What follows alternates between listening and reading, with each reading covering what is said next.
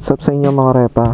So, naisipan ko mag-vlog kasi gusto kong magbigay sa inyo ng update dito sa aking motor. So, umpisahan natin dito sa harap. So, kung napapansin nyo, diba, naikabit na natin tong King Drag 300mm disc plate natin. Ayan. Tapos, ang ginamit kong bracket pa rin yung luma galing sa Nob 1 na disc set. Kaso eto, buong akala ko itong lumang bracket ko na to pang 300mm, yun pala pang 320mm pala siya. So pang mas malaking disc. Kaya kung mapapansin nyo dito sa King Drag na disc natin, hindi pa buo yung kain niya. Ayan.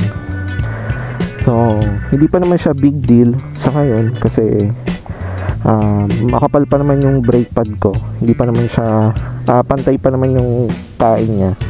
Meron na rin kasi ako na order na bracket na pang 300mm, yung Racing Boy. Ayan, babakit na lang. Hindi ko pa siya maikabit ngayon kasi hindi pa dumadating yung in-order kong tornilyo. Meron naman siyang kasamang tornilyo, kaya lang masyado siyang mahaba, papaputulan ko pa siya. So parang ganun din, kaya since okay pa naman yung brake pad natin, hindi ko muna siya pinalitan. Pero soon mapapalitan naman na natin yan. Dito naman sa likod,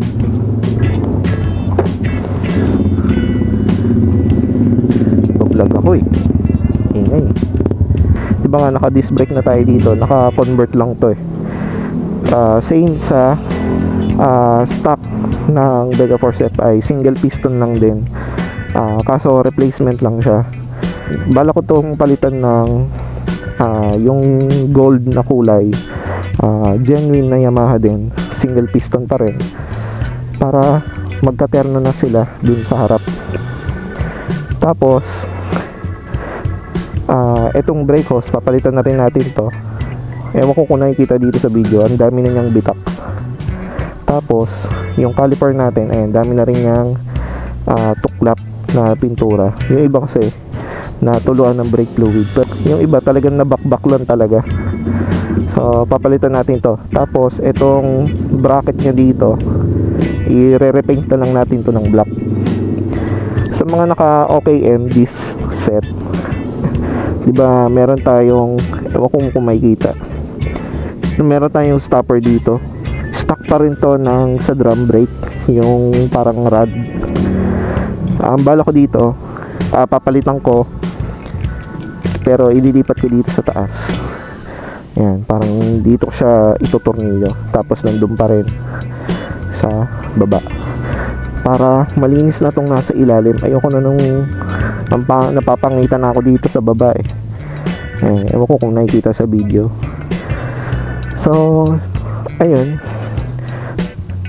papalitan ko to kasi gusto ko katulad na nung stock, genuine na siya, replacement lang kasi.